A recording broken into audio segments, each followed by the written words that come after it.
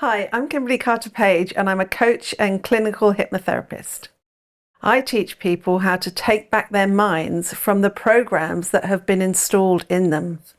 I hope that you can stay with me for the next 15 minutes where I can offer you some tools for a calmer life.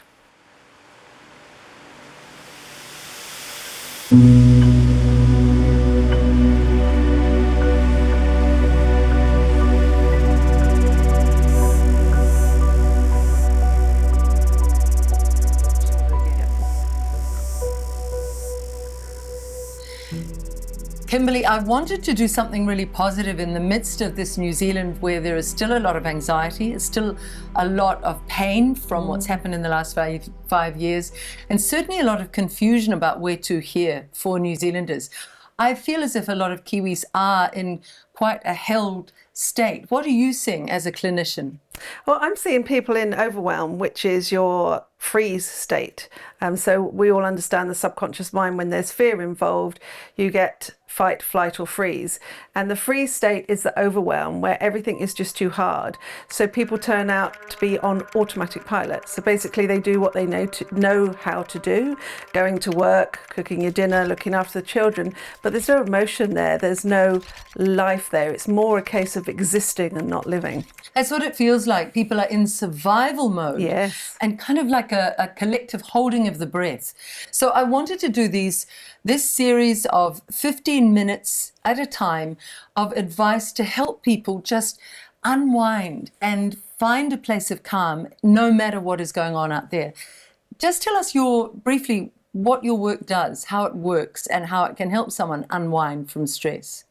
It's about giving people back the power, because when you're in a fear state, especially with the pandemic, people feel they have no control. And now also, even in the aftermath of the pandemic, they've got no money. You know, their jobs might not be where they wanted them to be. They're in, as you say, survival mode.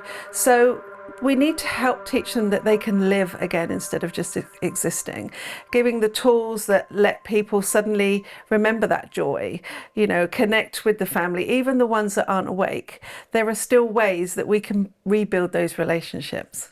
And before we talk about some of those specific tools for today, just talk about the role of social media, because I'm studying it a lot, I'm researching a lot, I need it for doing this work. But I'm well aware that it can increase anxiety, not help to make people calmer. What do you think about the amount of time people are having on social media at the moment? Absolutely. They need to reduce their social media and also be quite strict on what they're watching, because you can go down the rabbit hole of doom, gloom, again, disempowering yourself, or you can sit in the evening and watch a TikTok video of a dog's doing really stupid things and laugh yourself, you know, till you can't breathe. And that, again, changes your vibration to one of joy, and you go to bed with that feeling. And if you can wake up with that feeling as well, then that's going to help you get through all that instead of just scrolling, the doom scrolling all the time. And yes, we need to look at that stuff because, you know, we need to take back control. But at the end of the day, we've still got to live, and we've got to bring back our lives from the trauma that was instilled within us. I want to talk about that in a future series, the future one of this series, the trauma that was instilled. That's a very important phrase. But just that doom scrolling, what do you mean by doom scrolling? A lot of people talk about that.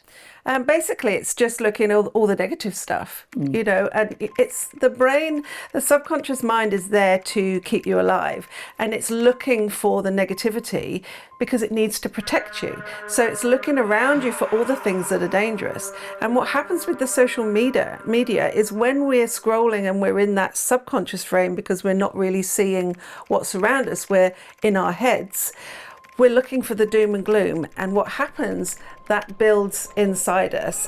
And again, the subconscious mind suddenly feels it needs to protect us even more.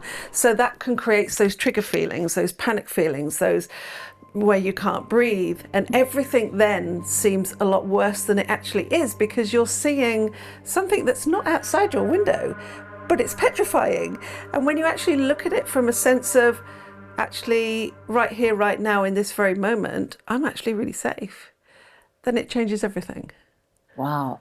I want to come back to that for the end of this 15-minute segment, but I just want to think about that for a moment with you. So this is one of the reasons I left news. It was just a diet of the worst stories from around the world when I was in mainstream media.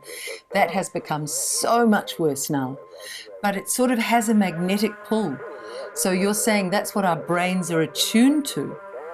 But if somebody goes to bed after, say, doom scrolling for 2 hours, 3 hours, they're not going to have a deep, calming, refreshing sleep, are they? No, and it's actually going to hype up the subconscious mind to be listening out for every movement because they've put themselves in a dangerous situation. The subconscious believes that the world they're living in right now is really dangerous. So they're going to hear every creak of every floorboard, every bit of wind, every bit of rain, because the subconscious is on hyper alert, so they're not going to sleep well. And that's back to what you said, fight, flight, or freeze. Yeah. All right, let's talk about that beautiful tool you just offered there. Yeah. Look out the window. What are you advocating there, Kim? So put down your social media for this time. Either go out for a walk and actually look around you. And when you look at it in the true sense of right here, right now, all that stuff isn't true. It could just be a movie that you've been watching. Who knows what is true and what isn't true when you look at AI, what they can create.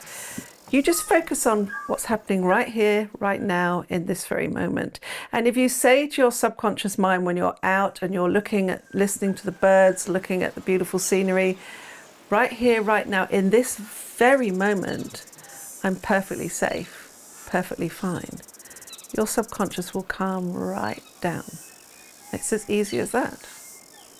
That is absolutely stunning. I want a little message added on to this piece about parents. What does it do for small children when their mums and dads are on these phones all the time, or on the devices, or on the computer all the time, looking at the screens? What do you think that does for a small child to see that? Well, the child just believes they're not important. They're just around, don't they? And, you're not interacting with the child or teaching the child anything. And from birth to 7 is when our programs are created, because the subconscious mind is in a hypnotizable state. It has to be, because from birth to 7 we have so much to learn, from understanding facial expressions, learning the language, how we move our body, what's dangerous, what isn't. There's so much information from a child from birth to 7 that the nature and God has made their brainwaves a naturally hypnotic state. And those programs become their permanent lens through which they see the world for the rest of their lives. So if they've got parents that are constantly scrolling, it's just like if both parents are smoking, it's going to be automatic for them to think, well, this is normal. And so we're not teaching them how to enjoy life. If you flip it the other way, if you've got children, if you look at life through their lens and how they're looking at this leaf, isn't this amazing? Look at the colour of it. Let's throw these up in the air. Suddenly your programs will change and you'll see the joy in life. Let's learn from our children. I was looking after my grandchild the other day and just telling her made up stories and seeing the sparkle in her eyes when I was just fully interacting with her. Nothing else mattered in either of our worlds. It was one of the happiest mornings I've had for months. Yes. It's just that beautiful idea. That too brings us back into the idea of be here now. Yes. All right, Kim. So just finally, to sum up in this small piece, take a breath and then go where? For your advice, what is it? You're saying to people, take a breath, look around. Look around and say, right here, right now, in this very moment, I'm perfectly safe, perfectly fine. And just see, you are. Let the subconscious mind know that all that stuff is just a movie, and right now you can switch it off. Stunning. I'd like to talk about the subconscious mind in our next piece. Thank you, Kim. You're welcome.